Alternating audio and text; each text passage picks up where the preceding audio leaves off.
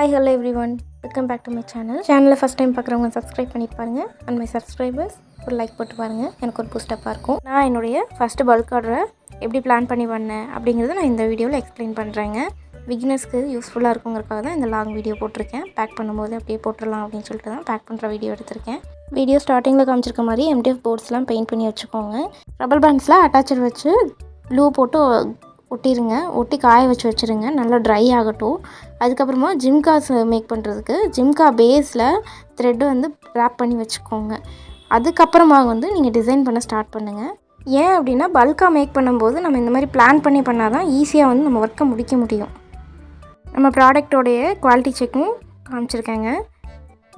இந்த டிசைனுக்கு இந்த கலர் அப்படிங்கிறத நீங்கள் யோசித்து வச்சுக்கோங்க. அப்போ தான் பிளான் பண்ணி டிசைன் பண்ண முடியும். ஜிம்காவோட குவாலிட்டி செக் பார்த்துடலாங்க. ஸ்டோன்ஸ்லாம் இழுத்து பார்த்தேன், எதுவும் வரலை.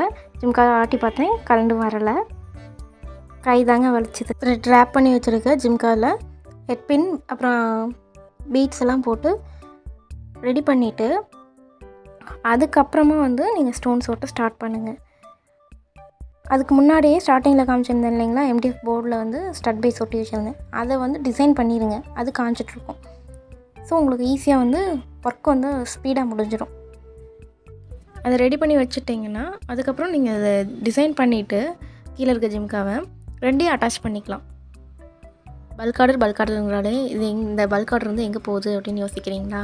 இது வந்து ஒரு ஸ்டோருக்கு போகுதுங்க.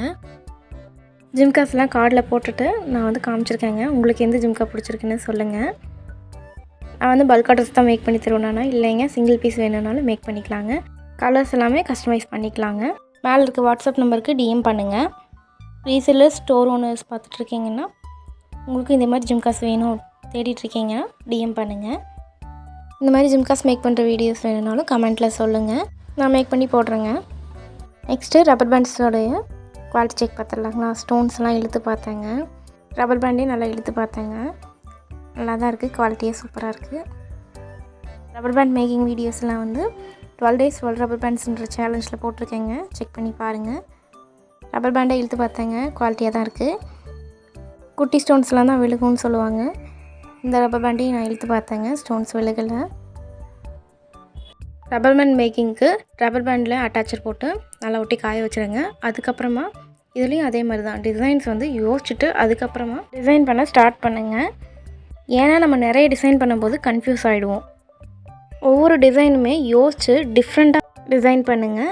அப்போ தான் நம்மளோட ப்ராடக்ட் வந்து யூனிக்காக இருக்கும். ரப்பர் பேண்ட்ஸோட டிசைன்ஸ்லாம் பார்க்கலாங்களா. இது வந்து டிஃப்ரெண்ட்டாக இருக்கும். அது 3D. அதுக்கப்புறம் இந்த மாதிரி லக்ஷ்மி காயினில் அட்டாச் பண்ணி கூட பண்ணலாம்.